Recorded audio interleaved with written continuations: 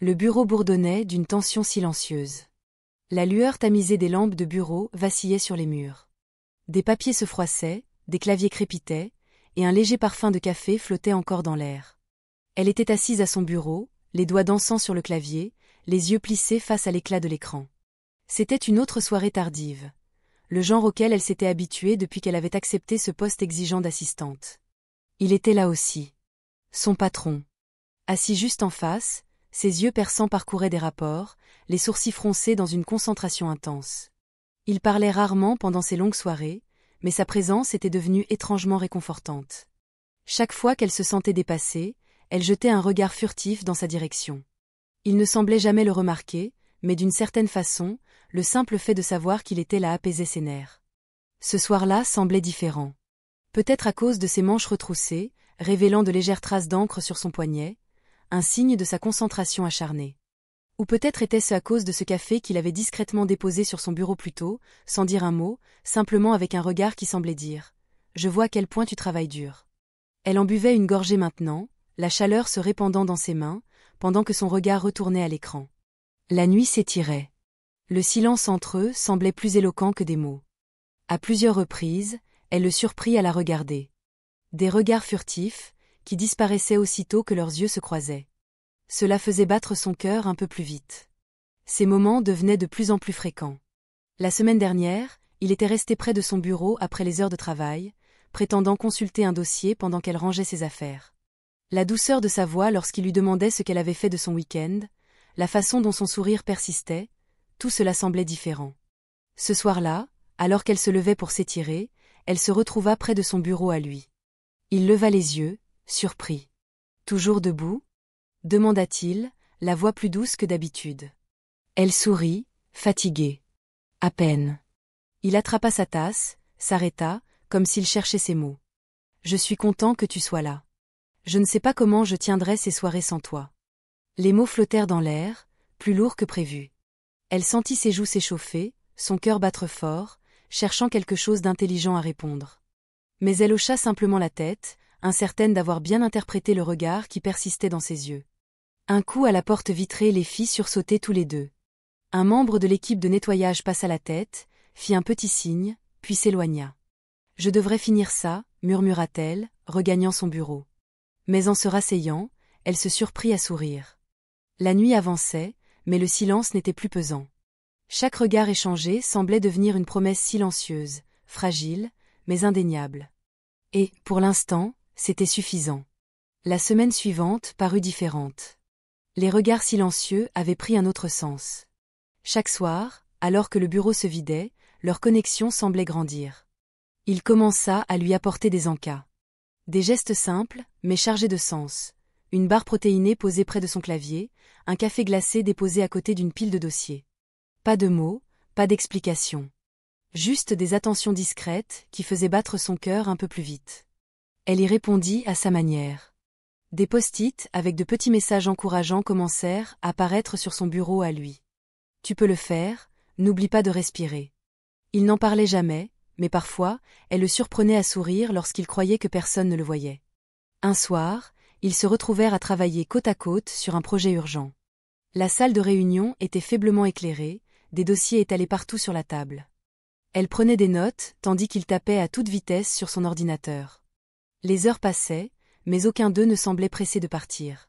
« Tu travailles toujours aussi dur ?» demanda-t-il soudain, brisant le silence. Elle rit doucement.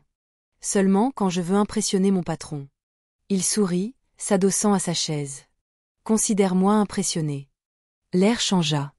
Son regard s'attarda dans le sien une seconde de trop. Elle sentit son cœur s'emballer et retourna vite à ses notes.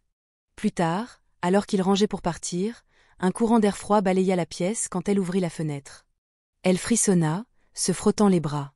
Sans un mot, il retira sa veste et la posa sur ses épaules. « Tu vas geler dehors » dit-il simplement. Sa veste sentait son parfum, chaud et familier. Le poids sur ses épaules était plus réconfortant qu'il n'aurait dû l'être. « Merci, murmura-t-elle, la serrant un peu plus. Ils sortirent ensemble, leur pas ralenti à l'approche des portes du hall. Aucun d'eux ne semblait pressé de dire au revoir. « À demain » demanda-t-il, la voix plus douce que jamais. « Oui, répondit-elle, son sourire s'attardant un peu trop. Ce soir-là, elle resta allongée, toujours enveloppée dans sa veste, le cœur battant. Elle se demandait s'il ressentait la même chose. Les jours passèrent. Leur lien discret devint impossible à ignorer. Elle se surprit à attendre ces fins de journée. Ces instants volés qui comptaient plus que 1000 mots. Mais malgré cette tension grandissante, aucun des deux n'osait la nommer. Ferme, mais bienveillant. C'était le genre de ton qui invitait à l'honnêteté. Ça va, dit-elle rapidement, mais sa voix la trahit. Il ne partit pas. Au lieu de cela, il s'adossa à son bureau et baissa la voix. Non, ça ne va pas. Parle-moi. La chaleur dans sa voix brisa quelque chose en elle. Sa poitrine se serra, et avant qu'elle ne puisse se retenir, les mots s'échappèrent. Elle parla de son erreur au travail, du stress grandissant à la maison, de ce sentiment qu'elle faisait tout ce qu'elle pouvait, mais que ce n'était jamais assez. Je ne sais pas si je peux continuer comme ça, avoua-t-elle, la voix tremblante. Il ne dit rien pendant un moment. Puis, calmement, il répondit. Tu es plus forte que tu ne le crois. Et tu n'es pas seule.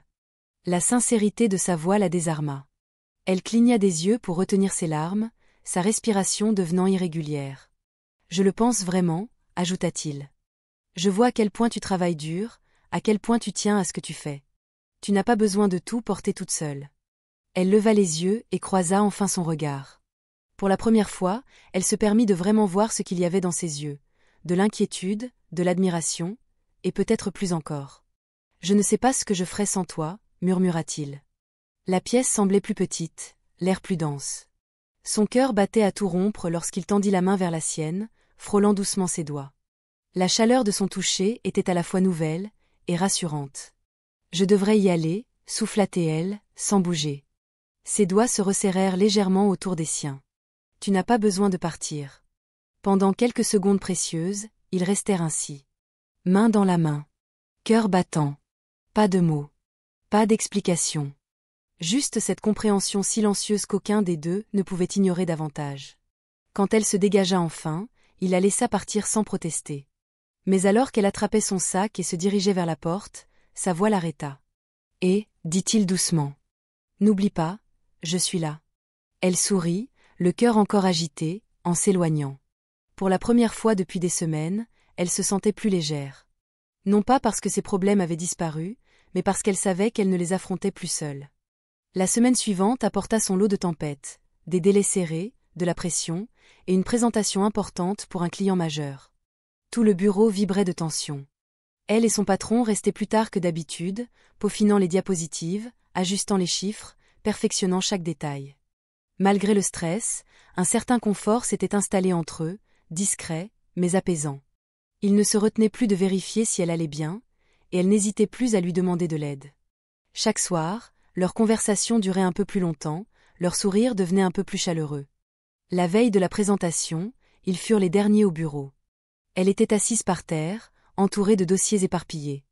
Il la rejoignit, manches retroussées, cravate desserrée, tout aussi épuisée.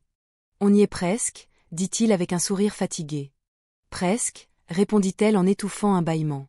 Pendant un moment, ils travaillèrent en silence, interrompus seulement par le bruissement des feuilles et quelques soupirs de lassitude.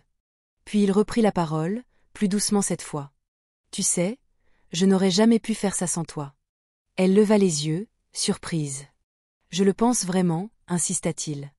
C'est toi qui tiens cet endroit debout. Et je le vois. Son cœur manqua un battement. Et avant qu'elle ne puisse se retenir, les mots s'échappèrent.